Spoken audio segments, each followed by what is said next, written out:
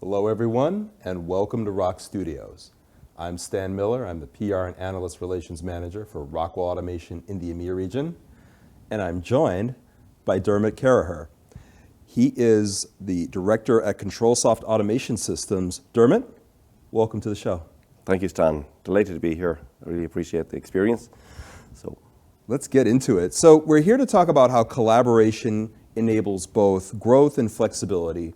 But before we get into the topic, can you just tell us a little bit about ControlSoft?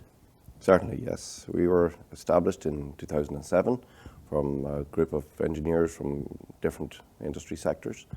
We brought a lot to the company. We knew there was a lot of business out there. We knew that we were with a lot of empathy with end customers. We were able to put ourselves into the minds of our end customers. We were able to understand their goals and their needs, and in so doing, we were able to really help them deliver a better system than maybe they would have thought of themselves.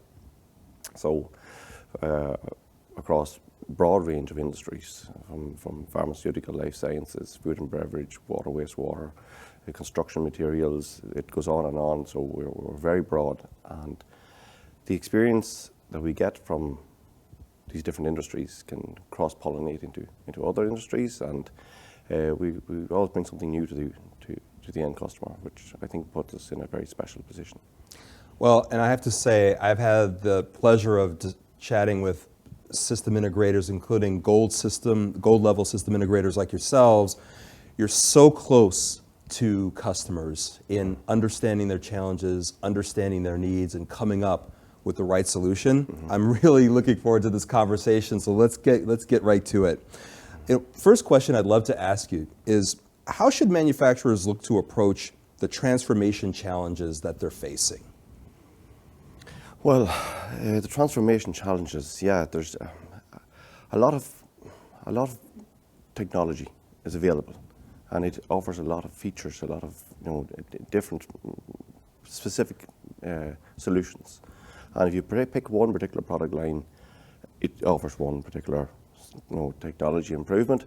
But what I think is probably the sales force have done too good of a job, where end customers and maybe OEMs and manufacturers, they've picked many different technologies to try and have the best of everything. But this has now led to shortages in one or more product lines. So now that their end system maybe can't be delivered because of one particular component shortage. So I think probably going forward, even for the next maybe 2 to 3 years, even if it's a higher level of feature than what they really need, standardize on, or at least narrow the selection of components that the OEM or machine builder are using, would probably de-risk end delivery delays.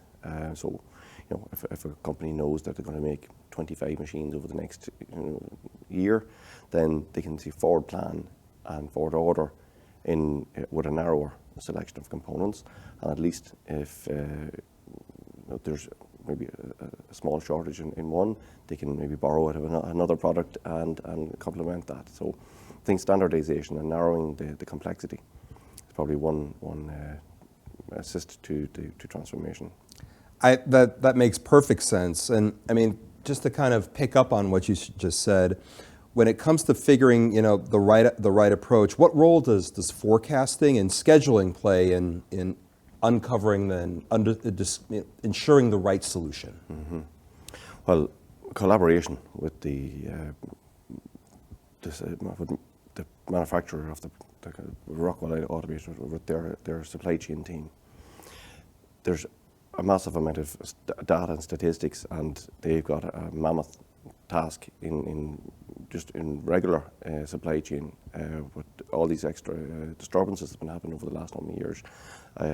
Their job is next to impossible, but there's a lot of information available, and by communicating with them as in advance about plans to manufacture with a particular product type, they can advise going, well, this quarter it's available, possibly in quarter 3 maybe of next year it may not be available, and they can advise you to maybe use an alternative design or an alternative, so you don't end up designing yourself into a bottleneck. So the forecasting really helps because they can push that information up into their manufacturing plants, and there's no nasty surprises. Yeah, this makes a lot of sense.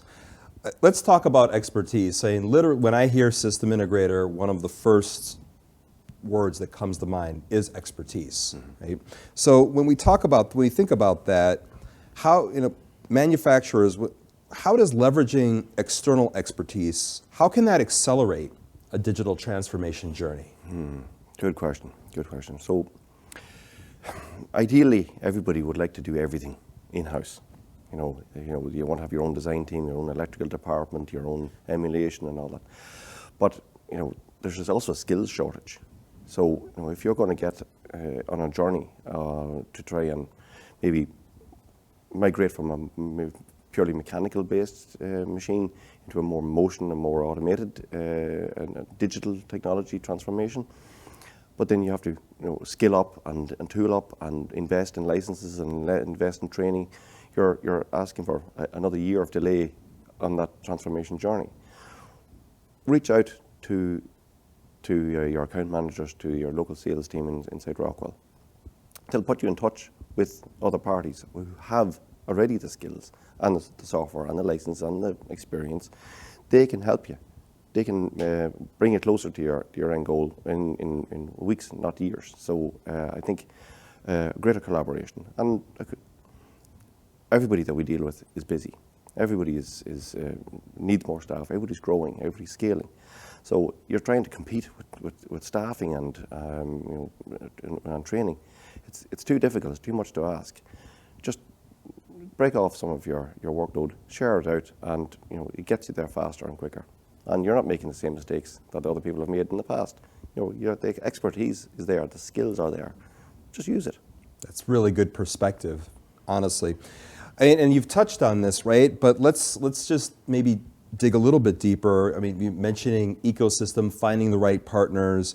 I mean, from your perspective, how does a collaborative approach help manufacturers ensure that they can continue growth while still enabling flexibility? What do you think about that? Need to think about that one. Sure. Yeah. I mean, at the end of the day, right, I think it comes together when we talk about different types of companies coming together and bringing specialized expertise, right? Whether it's a company bringing a specific technology or a company like yours bringing specialized expertise or bringing it all together, right? So I guess from your perspective, when we think about like that type of collaboration, I mean, can it help those types of larger manufacturers kind of continue their growth because they're bringing the right set of companies together to support them? I mean, do you think that makes sense? Yeah. Well, as a systems integrator, like you're integrating multiple systems. So, and they're not all going to be of the same manufacturer. You're never going to have a full Rockwell install. Ideally, you will, but you're going to have to deal with vision systems. You're going to have to deal with robotics, integrating into there'll be electrical panels. You've got multiple technologies. Okay, they could be communicating using the same standard, but they'll have a different flavor of the same standard of communication protocol. So again, it's not just collaborating with partners in the Rockwell ecosystem. It's sharing your knowledge that you've gained with maybe Encompass partners like Kuka Robotics, or that. Yes, they've got maybe a control system that can do everything, but you've got a PLC or a motion controller that can do all the controls as well. So, you work with the components you have, with the technology you have, and with the experience you have, and you do it in the best way that you see fit. So it's more than just different industry experience. It's different technologies, and the more projects we integrate, and the more customers we work with, and the more actually the end goals that our customers are trying to achieve, and these nuts that we crack for them, that just grows our collective knowledge base. So it's all very exciting, and there doesn't seem to be any end. Yeah, which is great news. Yeah. Absolutely. Dermot, thank you so much for joining us in the studio today. It's been a pleasure. Really appreciate it, Stan. Thank you very much. And thank you for watching. If you'd like to learn more about Rockwell Automation or ControlSoft Automation Systems, visit www.rockwellautomation.com.